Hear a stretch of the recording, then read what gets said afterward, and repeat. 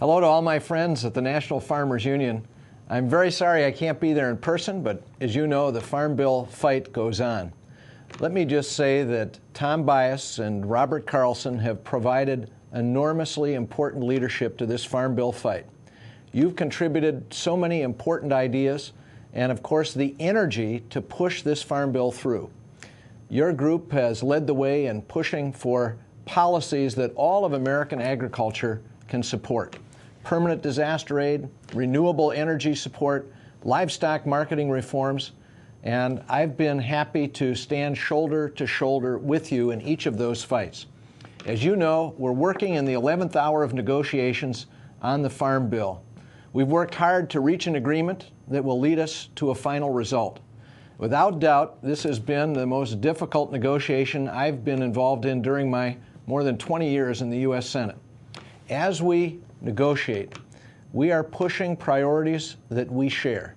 They include enacting a permanent disaster program that's been championed by the National Farmers Union, rebalancing the farm safety net to have more fair support for each of the commodities, to be more fair on a regional basis than previous farm bills have been, to take advantage of the enormous opportunity to grow our energy to reduce our dependence on foreign oil, and getting country of origin labeling that works for our ranch families. We've successfully included each of those in the Senate-passed Farm Bill, and each was included in the Senate offer to the House just a few weeks ago. But the Conference Committee has run into a huge hiccup. Our biggest challenge has been agreement on how to pay for this bill. It's really turned into Rubik's Cube. We've got the Senate Agriculture Committee, the House Agriculture Committee, the Ways and Means Committee, the Senate Finance Committee, and of course the White House trying to reach agreement. I am doing the best I can to persuade people that we've got to be on the same page. I've talked to people back home on a regular basis, and I know frustration's running high. At the heart of the problem is the veto threat from the White House. The Senate passed an outstanding farm bill, and it drew 79 votes, the most of any Senate-passed farm bill since 1948. Despite this overwhelming bipartisan vote, the White House remains hostile to our farm bill. The president says it invests too much money in rural America. I think that is just mistaken. At this time of economic uncertainty, one of the most important things we can do for economic recovery is to pass a strong piece of farm and energy legislation.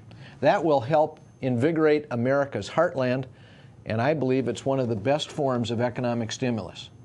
It's not productive when the president repeatedly threatens to veto what is the single most important piece of legislation for all of rural America. I know what our goals should be in a good farm bill. It would mirror what we passed in the United States Senate. The Senate Farm Bill takes the right steps to rebalance commodity support. It invests in biofuels and cellulosic ethanol, helping make the leap from farm furrow to fuel tank, so America can be more energy independent. It also includes a permanent disaster package, which is one of my top priorities, and I know one of yours. A package similar to what passed the Senate will fix a gaping hole in the safety net. The Bush administration has come out with an alternative proposal to our disaster plan. It's more of the same failed policy. Quality loss is not addressed. There are no proposed improvements for producers of non-insurable crops. It contains no livestock indemnity program. It is a complete failure, and most remarkably, it costs more than our proposal. This is a complete non-starter. It continues to pay producers who may have had crop insurance indemnity on a unit or two, but who didn't have a disaster on a whole farm basis. That's simply wrong. By comparison, the Senate proposal seeks to pay those producers who truly suffer a disaster loss. I know that you will stand with me and others who are fighting to send a clear message to this administration. Stand down from your veto threats. Let Congress complete this important work. We need to pass this farm bill, and it needs to be signed into law. Again, thanks for allowing me to greet you in this way today. I look forward to standing with you as we fight to make certain that we get new food and energy policy for America that will strengthen our country. Nobody has done more, no organization has done more than yours. We deeply appreciate, again, the leadership of Tom Bias. He has been absolutely superb. And of course, our own Robert Carlson. They don't come any better. Thanks so much. Look forward to seeing you at home.